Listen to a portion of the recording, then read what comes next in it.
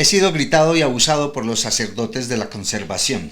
Cada que doy una conferencia me enfrento a la hostilidad de la vieja guardia, cerrados a la realidad de la nueva ecología. Si los conservacionistas no despiertan, se arriesgan a convertirse en los enemigos de la naturaleza, no en sus salvadores. Ariel Lugo.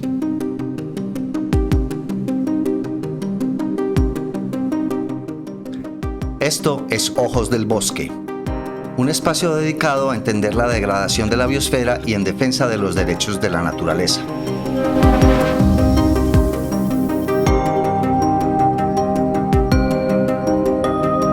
La naturaleza nos observa. Cada una de nuestras acciones tiene impacto sobre el sistema Tierra. Por eso nace este espacio, para mostrar lo que la naturaleza ve a través de los ojos del bosque.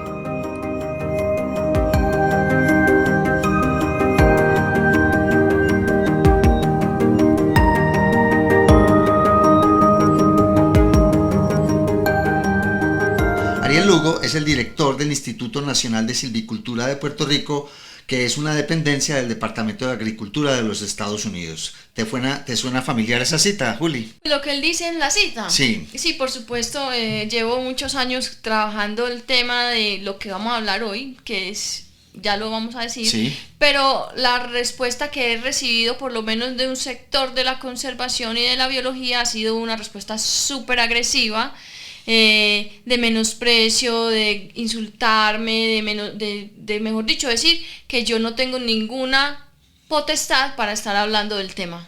Pero entonces vamos a ver de qué es lo que vamos a hablar hoy. Entonces primero les damos la bienvenida a este nuevo episodio de Ojos del Bosque que vamos a llamar Bioxenofobia o Nacionalismo Ecológico. Y creo que después de esto nos va a tocar ir a comprar chalecos antibala, Juli.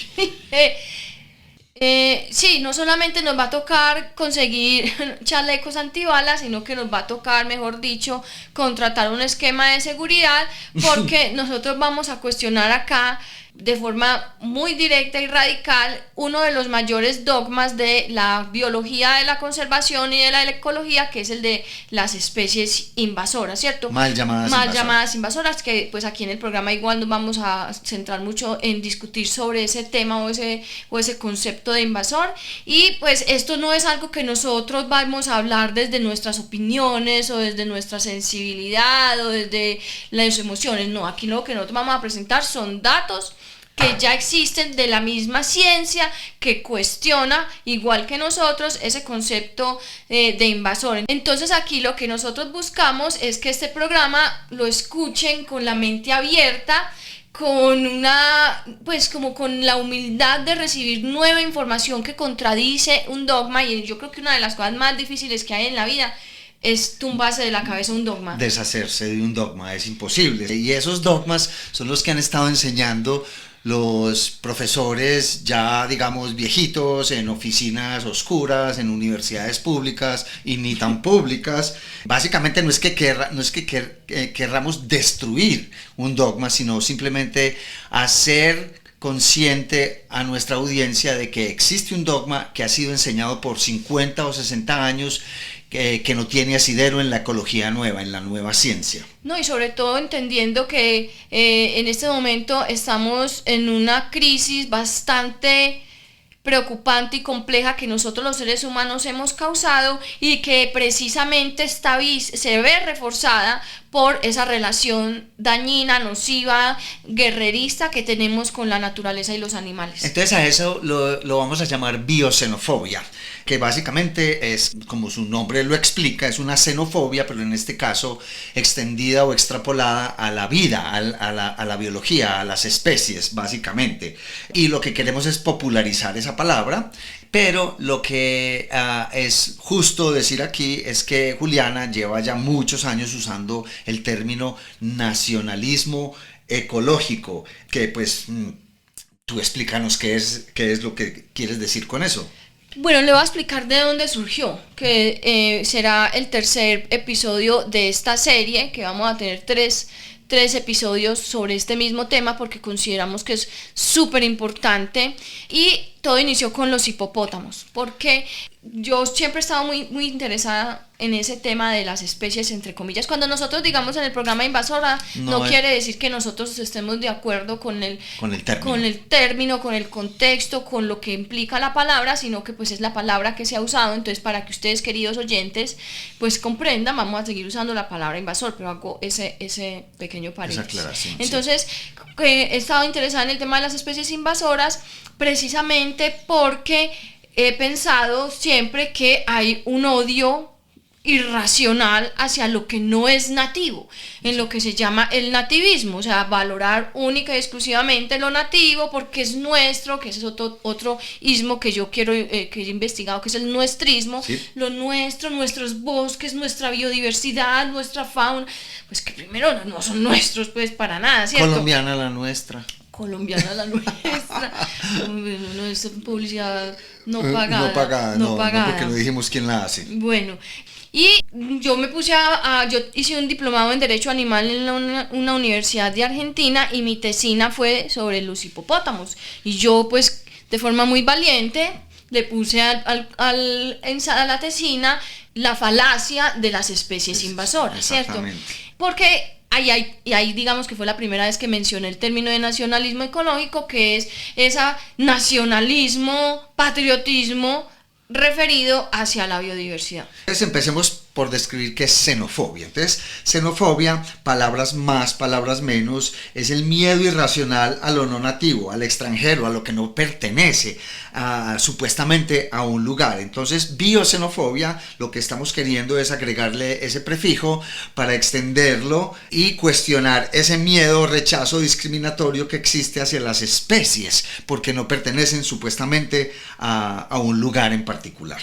Entonces, esta palabra bioxenofobia, al principio, y yo reconozco que fui yo pensé que no había sido usada, pero sí ha sido usada, no mucho. Básicamente en inglés, en publicaciones en inglés, se la leímos con ayuda de alguien que me ayudó a buscar, pues, se la leímos a un autor que se llama Sidney Ross, que usa la palabra bioxenofobia en un artículo muy interesante que se llama ¿Son los judíos una especie invasora? Y él habla, digamos, de este tema de una manera muy cruda y muy interesante.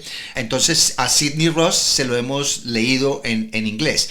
También la descubrimos en unos artículos en portugués. Pocos también, un par de artículos en portugués, pero en español, honestamente, no hemos encontrado esa palabra bioxenofobia. Entonces nosotros simple y llanamente, esto no es una cuestión de acuñar, porque nadie es dueño de las palabras, pero sí queremos enfatizar el uso de esa palabra para referirse a la discriminación hacia otras especies por el lugar donde pertenecen.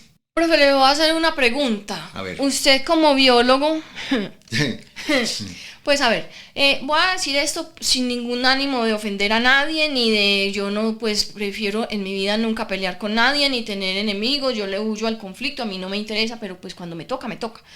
Pero siempre he encontrado un gran rechazo hacia este tema de parte de, voy a generalizar, los biólogos en general. O sea, sí, yo diría que usted y quizás otra persona en el mundo me ha copiado, o por lo menos no me ha cerrado de tajo la entrada para discutir este tema. ¿Por qué usted como biólogo? Porque, bueno, yo creo que el problema es que, primero, eso es lo que nos enseñaron en la universidad. Yo recuerdo esto desde que arrancamos a estudiar biología en los primeros semestres. Los profesores que teníamos hablaban de las especies invasoras, usaban ese término, que a propósito nosotros ya lo hemos dicho aquí un par de veces, pero queremos cambiar eso. Se puede usar alienígenas, exóticas, lo que sea, pero a nosotros nos gustan las especies introducidas. Entonces, pues nos gusta el término especies introducidas. Exacto, especies introducidas, porque eso es lo que son finalmente, son especies las cuales nosotros hemos introducido voluntaria e involuntariamente en otros ecosistemas. Entonces, esto de las especies invasoras dañinas, porque siempre la connotación es que son dañinas, que vamos aquí a rebatir eso, O nosotros no, la ciencia se ha encargado de hacer eso.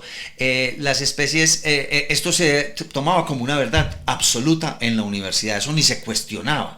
Es una cosa increíble, me imagino. Entonces por eso es que le estamos diciendo a esto un dogma. Y es justo decir que fuiste tú la que me avispó acerca de este tema, siempre tomó un par de años, tú me hablaste de esto hace, no sé, 3 o 4 años, tal vez más. Y yo honestamente no te puse cuidado. ¿Por qué? Porque estaba también, digamos, atrapado en ese dogma del que vamos a hablar aquí, o del que estamos hablando, y no te hice mucho caso. Me dijiste que leyera un par de libros. Yo te dije que sí. Perdón por eso, Juliana, qué pena. Y también me dijiste que leyera un ensayo que habías escrito, el ensayo del cual acabas de hablar. Y solamente hace unos pocos meses, tal vez un año, yo me llevé los libros que me prestaste o que hace me diste. 6 meses. 6 meses. Los libros que me prestaste me los llevé para Vallesolano, los puse en mi tablet y también el ensayo. Y lo primero que empecé a leer fue el libro, uno de los libros, ahorita hablamos de ellos. Y después lo que hice fue encargarme de empezar a leer tu ensayo, a ver qué era la cosa. Yo ya había, por las conversaciones que habíamos tenido, yo ya había ablandado mi posición, abierto la mente si es válido eso que voy a decir, pues, o eso que estoy diciendo. Sin embargo, cuando leí tu ensayo, lo empecé a leer y no paré hasta que lo terminé. Y es un ensayo largo, son 14.000 palabras, 13 o 14.000 palabras. Y quedé impresionado, no solo por la claridad, por tu rigurosidad, como estabas citando los libros y los artículos que me habías mandado. Y eso pues obviamente me animó a seguir leyendo y bueno, aquí estamos haciendo este programa. Y sí, y así como con usted, ha sido muy difícil que cualquier biólogo de primero escuche algo que tenga o que vaya en contravía del dogma que se les ha enseñado siempre en la academia, y segundo, que escuche a una persona como yo, que no soy bióloga, que soy animalista, que soy mujer y que soy, entre comillas, joven. Sí, todas esas cosas contribuyen, créelo o no. Esos estigmas permean a toda la sociedad, en todas las carreras, no solamente en la ciencia como estamos hablando aquí, sino en política, en todo, en religión. Pues mira, no hay curas mujeres. Ah, sí, no hay curas mujeres. Bueno. La cosa es que ha sido muy difícil como poder yo no sé, sensibilizar a ese sector de la biología que a mí me cuestiona demasiado, que tengan la mente tan cerrada, Sí, cuando es uno horrible. como biólogo debería saber que no sabemos nada de la vida en la Tierra, o sea, que las cosas, que clasificar unas especies por su taxonomía, pues no es como realmente, pues no estoy desmeritándolo ni diciéndolo, pero no eso no es entender la vida, eso no es decir, No. uy, no, la entendí toda, ya sé cómo funciona todo. No. Entonces me parece muy, muy triste. Bueno, pero la taxonomía es simplemente la nomenclatura y la manera como se nombran las especies, pero aquí lo que se está haciendo es discriminar a las especies por el lugar donde pertenecen, que sí. es pues todavía más ridículo, ¿no? Sí, a mí me han llamado, yo como dije al principio, a mí me han llamado peluchista, me han llamado payasa, me han escrito, me acosan por mis redes sociales insultándome, y yo pues como soy una persona que a mí no me interesa pelear, sino que a mí lo que me interesa es que la gente conozca que yo soy estúpida, y me pongo ahí, no, pero venga, ¿por qué no miras esto desde esta perspectiva? Esto es una estúpida, una bruta, una peluchista. Te han dicho de todo, de ¿no? todo, a mí me han dicho de todo, me han dicho que no sé leer un artículo científico, me han dicho, o sea, yo que me la paso leyendo todo el santo Juli, día. pero además el hecho de que no seas bióloga no tiene absolutamente nada que ver. Tú tienes 2 carreras. Eres ingeniera biomédica, o sea, estás formada profesionalmente y además tienes una maestría. Esto pues no es de allá, y tienes 20 años de experiencia en el tema de la... 22, en el tema de la protección animal y del estudio de los estudios críticos animales. Y yo no entiendo por qué te descalifican simple y llanamente porque no eres biólogo. Es muy charro porque yo no soy bióloga, pero si yo no fuera bióloga y estuviera de acuerdo Con el dogma, con el dogma, ahí sí mi opinión no importaría, porque Sí. yo no soy bióloga, entonces no, sí importa, y así, ¿por qué? A ver, yo no entiendo eso porque, mira, hay un caso muy patético, diría yo, de eso que estás diciendo, y es un actor que decidió, Víctor Mayarino, no tenemos miedo de decir quién es, que decidió unirse a la supuesta causa justa de matar a los hipopótamos en Colombia, pero él, que yo sepa, tampoco es biólogo. biólogo, Tampoco pero entonces es a biólogo. él sí no lo critican. A él sí no lo critican, a él sí lo alaban, a él sí le dicen un actor. Yo por lo menos he trabajado en conservación, yo he trabajado en muchos proyectos de conservación de la biodiversidad. Y entonces mi opinión, ahí no importa. ¿Por qué? Porque no soy bióloga. ¿Por qué? Pero entonces yo creo que eso es precisamente, hace parte de la dinámica de los dogmas. Eso es lo que el dogma causa en las personas. Se tiene en cuenta los aliados y se es hostil con los que no son aliados. Entonces a eso se le llama tribalismo o lealtad de grupo y hostilidad hacia otros grupos. Así evolucionamos, Juli. Entonces, y eso se ve en todas las esferas de la sociedad. Partidos de fútbol, religión, países, y en este caso, pues los que están de acuerdo y los que no están de acuerdo con un tema en particular. In-group loyalty, out-group hostility, hemos hablado ya un poco. Yo le hablo mucho a mis alumnos de eso, porque quiero hacerlos conscientes de que uno tiene muchas taras, por decirlo de alguna manera. Entonces, pues bueno, así es que es la cosa. Muchos sesgos, es que uno es fruto de un montón de cosas, uno no es una persona aislada, uno es fruto de lo que le diga el profesor, uno es fruto de lo que le diga la mamá, la vecina, la tía, el chat de WhatsApp, uno es fruto de un montón de cosas y uno se sesga ante unas cosas. Entonces si uno ve que todo el mundo está repitiendo lo mismo, los medios repiten lo mismo, los tuiteros repiten lo mismo, los actores repiten lo mismo, pues entonces uno va a repetir lo mismo porque uno cree que eso es lo que está correcto. Exacto, también a eso también lo llaman confirmation bias o la confirmación, el sesgo de confirmación. El sesgo de la confirmación.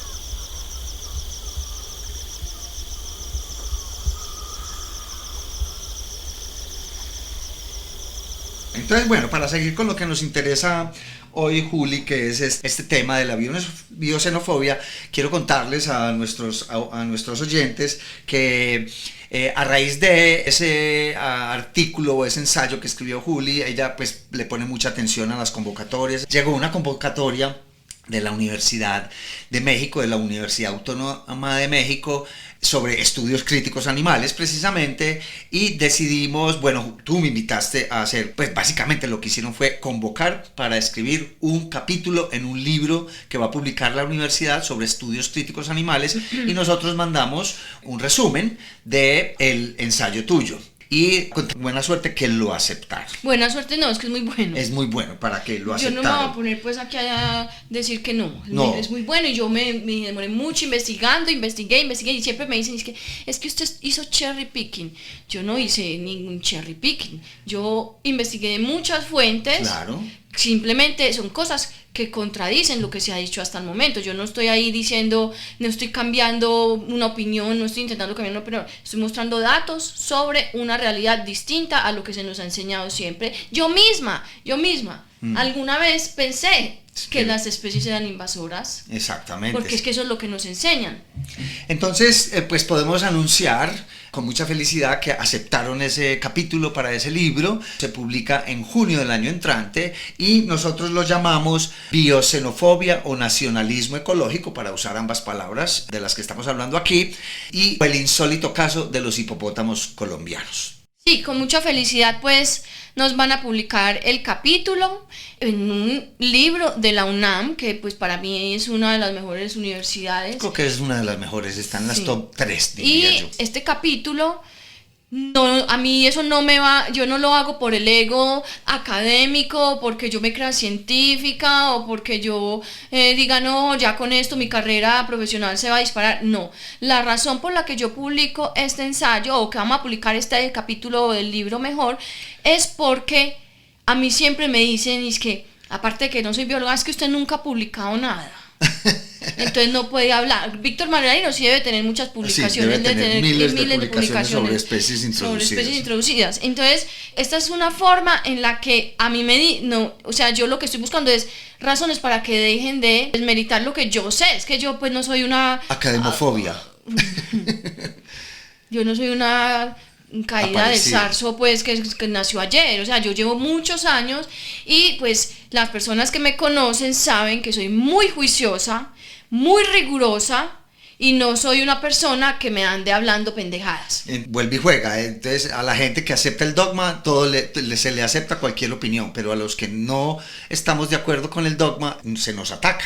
Entonces, pues no sé, hay mucho sesgo en todo caso y de eso vamos a hablar adelante. Y lo que nos interesa aquí es que nos alegramos que instituciones como la UNAM tengan las agallas de publicar esto desde la institucionalidad y la academia para que podamos contrarrestar un poco esa histeria colectiva que hay. Y sobre todo también tener en cuenta que este capítulo del libro, pues que este no es el tema del programa, pero pues igual nos estamos echando flores, sí, que este capítulo, no pena no, las guamas, el capítulo del libro va a estar en un libro, valga la redundancia, de estudios críticos animales, que es el estudio de las relaciones humanas con los demás animales desde perspectivas de toda la ciencia, desde la biología, la veterinaria, la filosofía, exacto, la geografía, que de hecho es el Instituto de Geografía junto con el de Filosofía los que están convocando o los que convocaron a este libro. Entonces esa visión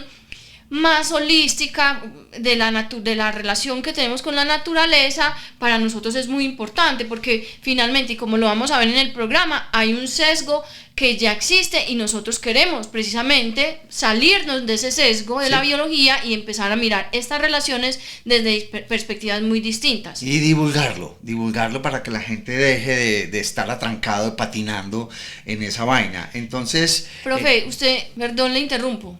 Hablando de los libros que yo le recomendé, ¿usted los recomendaría a los oyentes? Sí, a ojo cerrado. De hecho, se lo he recomendado a muchos colegas que los han recibido con curiosidad y con aceptación, diría yo. ¿Y usted por qué cree que a usted se los recibieron con aceptación y a mí nunca me los han recibido con aceptación? Por lo que ya dijimos. Porque usted es biólogo. Porque soy biólogo y soy hombre. Y es hombre. Exactamente. Así es sencillo. Lo sentimos los machirulos que se sientan ofendidos, pero esa es la realidad. Así es. Entonces, los dos libros que tú me presentaste, dos de los muchos que me presentaste, que yo los recomiendo, como digo, a ojo cerrado. Uno se llama The New Wild, de Fred Pierce, y el segundo se llama Where Do Camels Belong? ¿A dónde pertenecen los camellos? De Ken Thompson, que como les digo, están muy recomendados y están, digamos, clasificados como libros de nueva ecología. Juli, ¿por qué no nos cuentas entonces un poco acerca de esa hostilidad de los dogmáticos o con los dogmáticos de la conservación? No, pues es que es tremendo. No solamente yo como persona he recibido insultos, sino la Corporación Raya, que es la organización que yo dirijo, ha recibido insultos y chantajes, que no es lo mismo. Nosotros hemos sido muy directas o públicamente estamos en contra de la matanza de los hipopótamos por todo lo que eso significa para un país como Colombia, y la gente escribe que a Corporación Raya decirnos es que yo que las he apoyado, sí, yo que les doné 50.000 pesos una vez, y ahora ustedes salen con eso. Por favor, no sean ridículos, hombre. O sea, a mí me haría pena escribir a decir a bobada. Cuéntanos esa historia de una chica que te dijo que la razón para... que había muchas razones, pero que la razón era porque ella había tenido un sueño. Ella me dijo que si yo había trabajado con hipopótamos alguna vez. Yo nunca he trabajado pues, directamente con hipopótamos. Trabajé en el Parque de la Conservación Exológico de Medellín, y pues los vi todos los días, los veía. Y ella me escribió, me dijo, tú no has trabajado nunca con hipopótamos, en cambio yo sí. Y yo tengo pesadillas todas las noches sobre hipopótamos atacando. Entonces yo le pregunté, ¿y tú crees que, pues porque yo siempre trato como de conciliar, pero cuando ya empiezan como con ya insultos y que payasa, y me dijo hasta provida, que porque yo era como una paraca provida, o sea, me dijo de todo. El caso es que me dijo que entonces ella por la noche soñaba que los hipopótamos los iban a matar y que pues finalmente había que matarlos. Pero yo le pregunté, ¿es un sueño tuyo, una razón? No, es que tú no sabes nada. Y después me dijo que si yo iba a ir a hacer campañas contra el Boca Chico, a mí me han mandado a adoptar caracoles africanos, me han dicho que si yo voy a dormir con un hipopótamo en la cama. O sea, un nivel argumentativo tan pobre, tan pobre, es como uno hablar con una persona de religión o de política. De religión, porque nunca jamás en la vida han cogido un libro que lo único que hacen es repetir lo que llega a la cadena de WhatsApp, pero que realmente no ha existido como de verdad un estudio, porque yo les digo que yo después de invasoras he estudiado mucho. Sí. No soy bióloga, pero estoy segura que he estudiado mucho más que muchos biólogos, que simplemente se quedan en eso. Entonces, para mí ha sido como muy gracioso encontrar esos argumentos tan bobos de que si voy a adoptar un caracol africano, bueno, yo lo adopto, pues tráigamelo a ver cuál es el que me va a traer. No, es que no, es que una bobada. el argumento es totalmente Y que si voy a insípido. defender a las cucarachas, y que si voy a defender, sí las voy a defender, y también voy a defender a la rata, y a mí las cucarachas me dan mucho terror, ¿cierto? Pero pues, pues por lo menos hay que, pienso yo, elevar ese nivel argumentativo si uno quiere escribirle a alguien a insultarlo. Exactamente, pero eso es tan fácil en redes Instagram, sociales. exactamente. No es como la vez que a usted lo... No, eso ahorita cuento esa historia, pero entonces lo que te iba a preguntar es que si tú, bueno, primero, esa es la dinámica de los dogmas, pero básicamente eso se cree que arrancó en 1895, que se empezó a hablar de las mal llamadas especies invasoras, que no son invasoras, pues porque no es que no haya regimientos pues de hipopótamos o de pez león con generales y soldados que vayan intencionalmente a ir a atacar otras especies o en otro ecosistema. Pero realmente lo que empezó con esta histeria colectiva fue un libro que escribió un ecólogo británico en 1958 llamado La biología de la invasión, en la que a propósito se usaba, eso fue digamos unos pocos años después de la Segunda Guerra Mundial, estaba la guerra de Corea, habían ya hostilidades empezando en Vietnam, entonces, y era pues la posguerra de la Segunda Guerra Mundial, entonces pues se usan todos estos apelativos de que las especies están invadiendo, que hay que atacarlas, que hay que destruirlas, la guerra contra las especies invasoras. ¿Para qué? Refiriéndose a una acción o a una cosa que las especies hacen simple y llanamente cada que llegan a un lugar, y es que adaptarse, esa es la adaptabilidad, es la principal característica de una especie, y de los humanos también.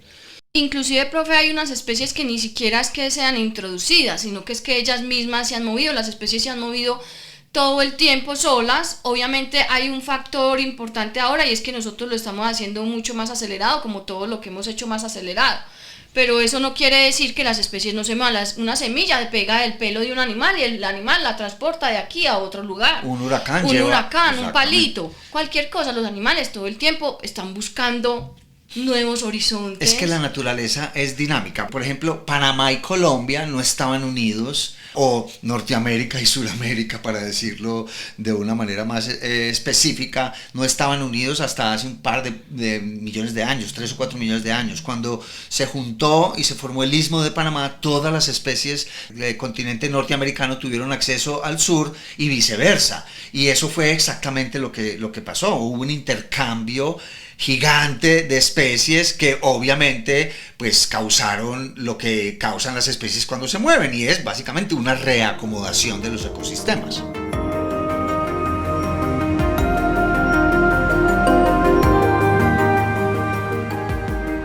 Esto es Ojos del Bosque, en el ocaso de los tiempos.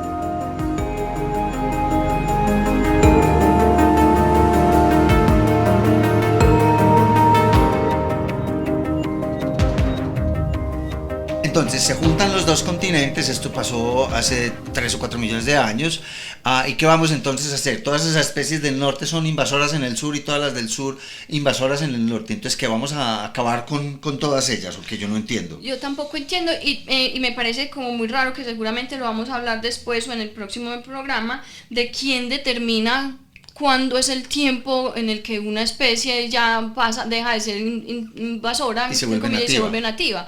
Porque ahí quiero que usted nos cuente una historia que me contó en estos días sobre un árbol que ya lleva muchos años por aquí, pero pues que parece que sigue siendo invasor. Para algunas personas. Entonces estaba hablando con un colega, un amigo de la Universidad de Antioquia, y me contaba, estábamos hablando de la Thunbergia alalata, del ojo de poeta.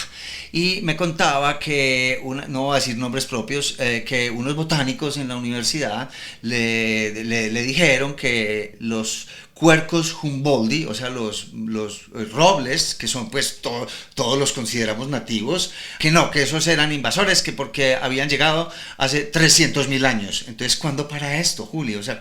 O sea, ¿a qué horas se termina la invasión? ¿Cómo es esto? Todos los continentes estaban juntos en un momento de la historia del planeta.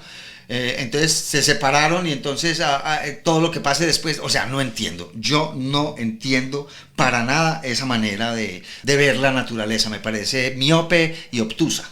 Sí, es que de todas maneras ahí volvamos al concepto de invasión. Eso resulta siendo como primero un pajazo mental, y segundo es como hacen los hermanos mayores de echarle la culpa al hermanito chiquito de los daños que uno hace. Entonces, porque es que si nosotros vamos a ver cuál es la especie que más se ha movido, que ha colonizado e invadido, eso sí, todos los ecosistemas de la Tierra, las fosas de las Marianas, donde hay basura humana, el polo donde hay basura, o sea, entonces ¿cuál realmente ha sido la especie? Es como un chivo expiatorio que nos inventamos para librarnos a nosotros de la responsabilidad que tenemos como seres humanos, y pensemos entonces hace cuánto nosotros salimos de África.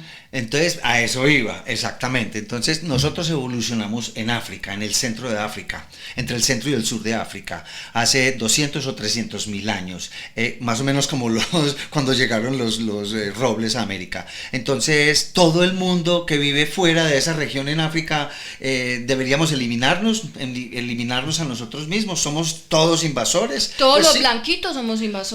Pues entonces esa es la cosa. Entonces en África, que viven 1.300 millones de personas, entonces hay que eliminar a todas las personas que no sean de origen africano. Es que esto es lo más ridículo de todo. Todos somos de origen africano. Nos movimos por el mundo y obviamente cambiaron nuestra fisionomía y mil cosas, pero entonces en África, según este concepto de las especies invasoras, solamente podría vivir un pequeño grupo de personas que evolucionó y no se ha movido de África desde hace 300 mil años, ¿no? Entonces, esto de la biología de la invasión, Juli, empezó relativamente hace muy poco, más o menos desde los años 90. Es una cosa muy nueva. Sí, es una cosa que lleva realmente muy poco, y es esa forma de, vuelvo y repito, echarle la culpa a los animales de nuestras acciones. Eso es una cosa que lleva hace muy poquito, y nunca se detienen a pensar que de pronto esas especies que ingresaron a esos lugares altamente ya degradados por la principal especie invasora que ha existido en el planeta, esos animales simplemente, o las plantas o lo que sea, están en esos lugares que ya estaban degradados, y no solamente puede que traigan beneficios a ese lugar, pues puede que lo hagan, simplemente puede que igualmente desaparezcan. Así es, eso es lo que pasa. Profe, entonces ahora yo quiero que usted nos cuente esa historia que nos amenazó que iba a contar hace poquito, porque me parece interesante, de cómo usted ha sido también ya una vez se ha matriculado en esta... Por lo menos una vez, sí. Sí. Sin hacerte caso, decidí meterme en una de esas discusiones estúpidas en internet, en Instagram. Y yo le advertí que no lo hiciera. Usted me advirtió, tienes toda la razón. Fui advertido y yo simple y llanamente puse algo, ni siquiera insultante, nada. Solamente dije que los manatíes estaban ya en vía de extinción, muchísimos. Era un post defendiendo los hipopótamos. Era un post en un grupo que defiende los hipopótamos, se llama Hipopótamos Colombia, si no estoy mal, o algo así. Bueno, no sé. La Comisión para la Protección de la Vida de los Exacto, entonces yo me metí a decir, porque le estaban diciendo que estaban acabando con los manatíes, y le dije, pero es que los manatíes estaban en vía de extinción en Colombia, y yo sí sé que sé bastante de manatíes, porque trabajé con ellos en el Miami Sea Aquarium en Estados Unidos, sé dónde están las poblaciones más grandes, dónde están a punto de extinguirse desde hace tanto, y dije eso, y no, se regaron esos muchachitos, y entre una de las cosas que me dijeron era que yo había estudiado, que yo no era biólogo o que había estudiado en una universidad de garaje. Eso fue lo que me dijeron. Y pues bueno, me imagino que yo estudié en la Universidad de Miami, mi maestría al menos, y sí, como todo en Estados Unidos, tiene un garaje gigante. Y además no solamente eso, sino que vuelve y juega el tema de, no importa si no es biólogo, si está de acuerdo con ellos, porque la persona que lo insultó a usted no era bióloga.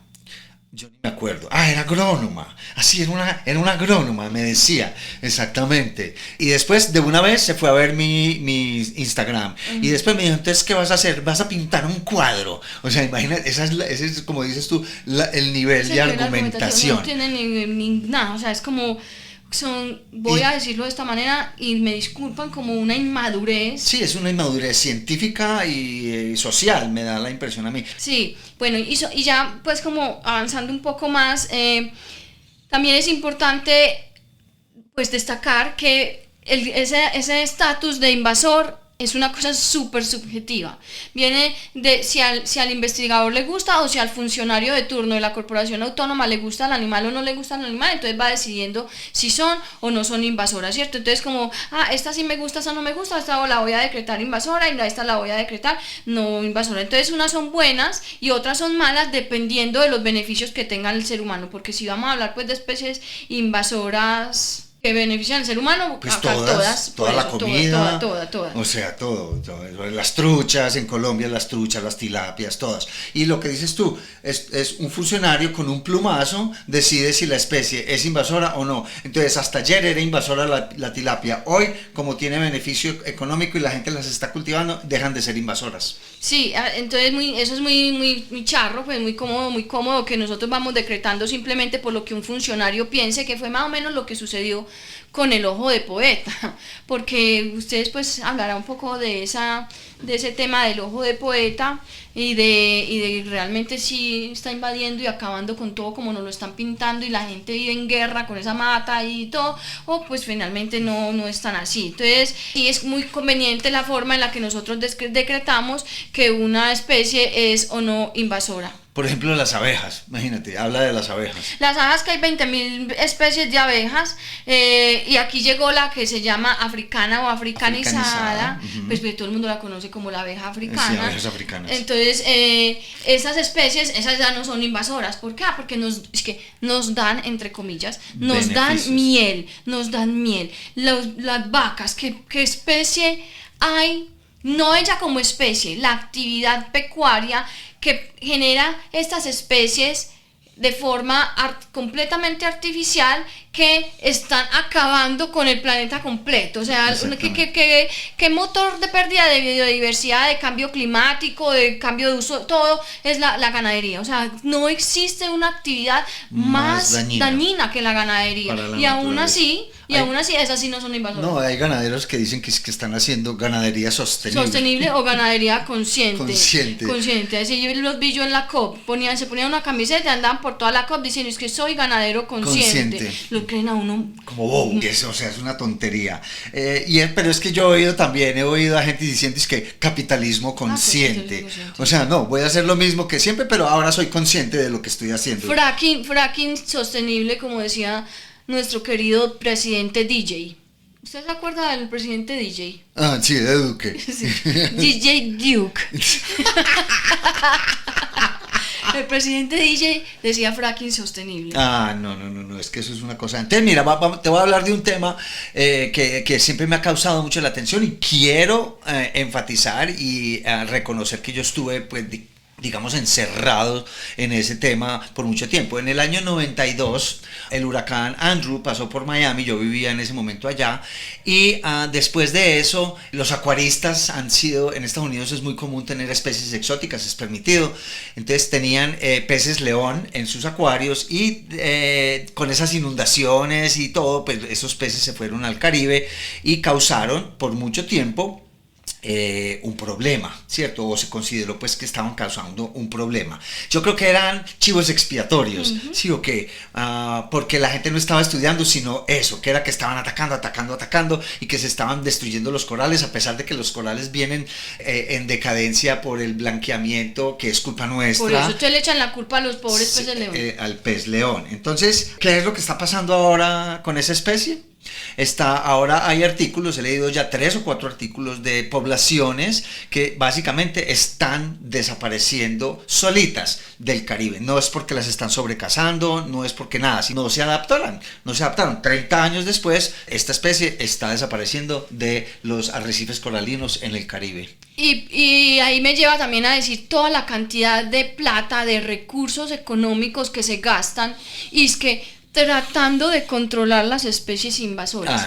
Yo sí quiero ver cómo vamos a controlar los caracoles africanos. Yo quiero ver cómo logren exterminar cada uno de de los caracoles africanos. Eso es imposible. Entonces son gastando plata. Es que vamos a hacer concursos, porque yo no sé, además porque les dio es que hacer concursos de matar animales, pues que les parece la grandísima obra de conservación.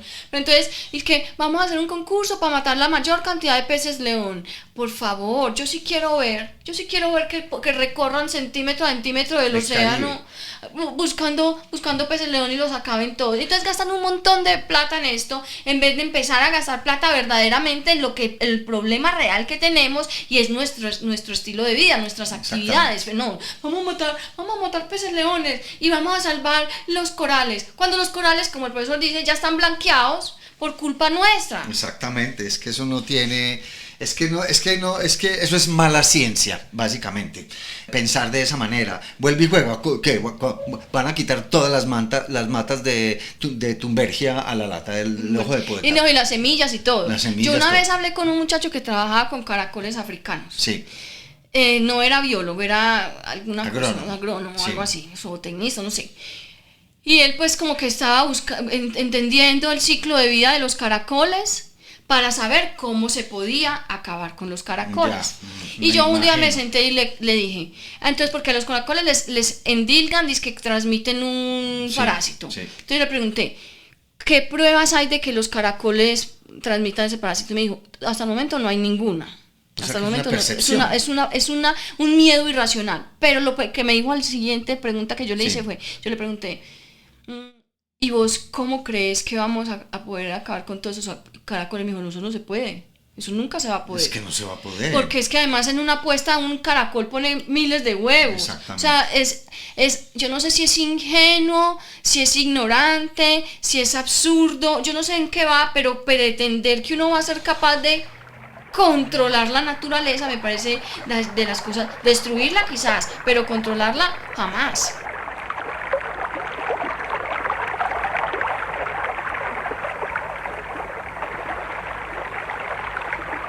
Entonces lo que estamos tratando aquí es de divulgar que hay otras maneras de relacionarse con la naturaleza.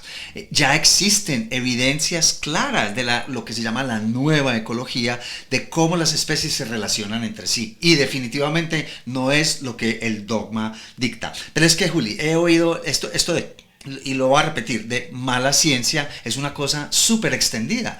Yo he oído personas decir en Instagram que es que hay que utilizar fusil sanitario. O sea, se comportan como paracos. Como, uy, sí, vamos, entonces, y siquiera me lo digo, sí. Porque cuando se declaró a los hipopótamos como una especie invasora, que eso fue una declaración que hizo el Ministerio de Medio Ambiente o de Ambiente, cuando se declaró a los hipopótamos como especie invasora, hicieron un grupo de Twitter que se llamaba Spaces en ese entonces, yo no sé si ya ahora todavía se llama Spaces bajo la cabeza del maligno, pero se llamaba Spaces y se reunieron los biólogos a celebrar, entre comillas, que a los hipopótamos los habían declarado especies invasoras. Cosa tan increíble. Y en ese Space yo tengo pantallazos de todo lo que voy a decir en este momento. Los comentarios eran: tenemos que hacer lo mismo con los venezolanos. Exactamente. O sea, xenofobia y bioxenofobia, es la misma cosa. Tenemos que hacer lo mismo con los venezolanos. Ojalá también declaren a los venezolanos especies invasoras. O sea, o sea, ¿de qué lado de la historia quieren estar estas personas? O sea, ¿de qué lado de la historia están? Inmadurez científica y social. Me da la impresión. Inmadurez, no. Piroves. No, piroves. Juli, hay un caso muy emblemático que está en boga en este momento, háblanos, el de los búhos. El de los búhos en los Estados Unidos, que se supone que es una especie invasora. Sí, pero es de Estados Unidos, es solamente de otra región. De otra región. Entonces, para salvar la biodiversidad, específicamente a otra especie de búho, van a matar a 500,000 de esos otros búhos, sin interesarse de saber si esos búhos están aportando a la biodiversidad, si están... Entonces ahí vuelve y juega el tema del nativismo. Como es nuestra especie, es nuestro búho, no podemos dejar que estos invasores externos vengan y lo acaben. Pero ¿quién realmente es que tiene ese búho al peligro de extinción? Eso es lo que te iba a decir. El búho que está en peligro de extinción estaba en peligro de extinción por causa humana. Entonces, pues la otra especie de búho llegó a aprovechar, oportunista, y simple y llanamente ahora quieren matar 500,000 de búhos, Juli. Eso es una ridiculez y eso es una muestra de lo mezquino que es el ser humano. Lo mismo pasa en Nueva Zelanda y en Australia, donde hacen concursos donde los niños participan para matar gatos, para matar zarigüeyas, para matar yo no sé quién. Cuando, hombre, por Dios, los gatos y las zarigüeyas no son el problema. No son el problema. Nosotros aquí no vamos a decir que es que todas las especies introducidas tienen un beneficio. No, eso que es generalmente lo que le dicen a uno, es que antes te sigamos, pues, no estamos diciendo eso, sino que nosotros promovemos la degradación de los ecosistemas, las especies aprovechan esto para llegar y hacer lo suyo, y entonces ahora nosotros vamos a tomarlas como chivos expiatorios. Juli, yo he oído a colegas diciendo que el caso de los búhos, matar 500,000 búhos, es un caso exitoso de conservación. O sea, ¿a ti se te puede ocurrir algo más ridículo? Más ridículo es que matar 500,000 búhos es un caso exitoso de conservación. Además, estos búhos están cumpliendo prácticamente la misma función ecológica que la especie que está en peligro de extinción. Porque también ahí se requiere mucha madurez, hemos hablado mucho de la madurez para reconocer que una especie desapareció, y todavía más madurez para reconocer que la acabamos nosotros. Es como, marica, llore la papá porque ya ella se extinguió, ¿sí o no? O sea, pero ¿y qué vamos a matar 169 hipopótamos para salvar las nutrias? Mi hijo, las nutrias están en peligro no por culpa de los hipopótamos. Absolutamente no por culpa de los hipopótamos. Pero sincronizado con este libro en el que nos van a publicar un capítulo, también mandamos un resumen para una ponencia sobre el mismo tema, estudios críticos animales, y vamos a hablar sobre las especies invasoras, no específicamente de los hipopótamos, pero sí de las especies invasoras. Entonces, para ensamblar de las especies introducidas. Entonces, para poder hablar con propiedad de eso, estaba investigando. Vamos a ver entonces cuántas especies invasoras o cuántas especies introducidas se han reportado. Más o menos 18,000 especies se han reportado como introducidas en este momento, pero simultáneamente esto hay que compararlo con introducidas, no necesariamente invasoras, no necesariamente que estén haciendo daño. 18,000 especies. ¿Y tú sabes cuántas especies hay en la naturaleza? ¿Cuál es el último consenso? Y el último consenso lo dio un colombiano. Sí, Camilo Mora es un biólogo colombiano que trabaja en la Universidad de Hawái, y él y colegas en 2011 escribieron un artículo, cuántas especies hay en los mares, en los mares y en la tierra, y llegaron a una conclusión, después de mucho estudio y matemáticas y lo que fuera, de que hay 8.7 millones de especies. O sea que 18,000 especies introducidas solamente significan el 0.02% del número total de especies que hay en el planeta. Entonces, ¿cómo podemos decir que esas 18,000 especies son las que están causando el problema de extinción actual? A propósito del problema de extinción actual, les recomendamos que vayan y escuchen nuestro programa en el que hablamos de extinción o exterminio, sí, para que conozcan pues realmente cuáles son las cifras de la extinción, y también el otro que se llama El increíble peso de lo artificial, para que ustedes también se hagan una idea del impacto de lo que el ser humano ha creado. Paréntesis cerrado. Entonces, esto ya está muy estudiado. Hay un estudio en particular de unos biólogos y ecólogos de la Universidad de Stellenbosch en Sudáfrica, Richardson y colegas, que ya determinaron, me imagino que hicieron un metaestudio, determinaron que de cada 100 especies introducidas, 90 desaparecen rápidamente de los ecosistemas donde son introducidas. 9 de las que sobran, o sea, de las 100, 90 desaparecen. 9... Quedan 10. De esas 10, 9... De esas 10, exactamente, 9 no causan ningún problema en el ecosistema, o se establecen y son, al contrario, beneficiosas para el ecosistema. Solamente una, o sea, el 1% podría considerarse que causa un problema a las otras especies. Eso es un porcentaje demasiado bajo, pero la mayoría de los estudios está centrado en ese 1%. En ese 1%. Entonces, mira, siguiendo con lo de la investigación que estoy haciendo para la ponencia que vamos a dictar allá en México, estaba investigando, y desde el siglo XVII solamente se han registrado 511 especies que se han extinto por culpa de otras especies. O sea, estamos hablando de una insignificante. Es que, Juli, comparemos con la tasa de extinción actual. Es que se están extinguiendo entre 200 y 250 especies por día, 10 especies por hora, y esto no lo estamos diciendo nosotros. Y eso sí, entonces vamos a matar 500.000 búhos porque van a extinguir la especie de búho de búho moteado. Juli, yo argumentaría, y creo que pues aquí sería muy difícil decir que no, que todas las especies son nativas de esta biosfera, de este planeta. Todas las especies son nativas del planeta Tierra, eso es cierto, y pues nosotros como seres humanos, entonces lo que nos dedicamos a hacer fue a crear especies enemigas y a salir diciendo que hay que matarlas para conservar la biodiversidad. Pues vamos ya cerrando este programa en el que hemos hablado más o menos bastante sobre las especies invasoras y la guerra que tenemos los humanos contra las especies invasoras, la generalización que existe de que las especies introducidas o invasoras, mal llamadas invasoras, son dañinas. Es un sesgo, ya lo hemos hablado.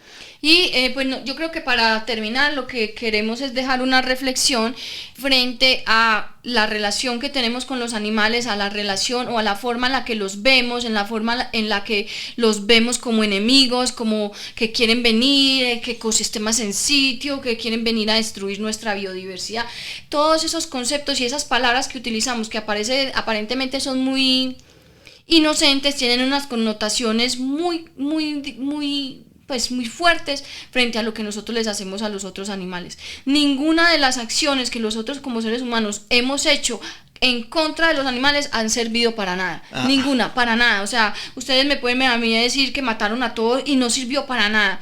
Entonces, yo creo que lo que nosotros queremos es pues como que ustedes abran su mente a nuevas formas de ver la naturaleza y de ver la relación humana con la naturaleza y de pues ser un poco más maduros frente al reconocimiento del impacto que nosotros los seres humanos causamos en la tierra, en lugar de estar culpando a 169 hipopótamos o a yo no sé cuántos animales de una tragedia que ya está ahí.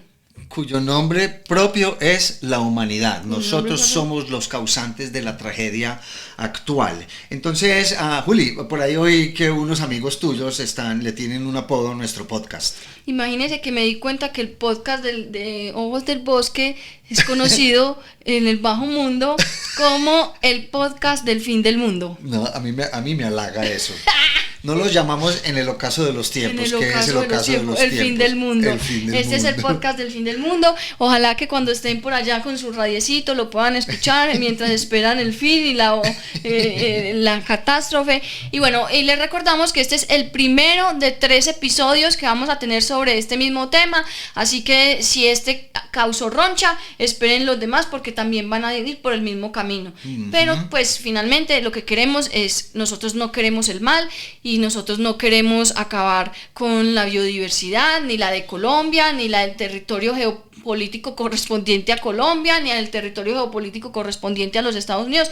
Nosotros queremos una nueva relación humana con la naturaleza y no puede fundamentarse en la violencia. Uli, y es justo también decirle a los oyentes que ahora estamos grabando desde un pequeño estudio personal que nos improvisamos. Esperemos que el sonido esté a la altura.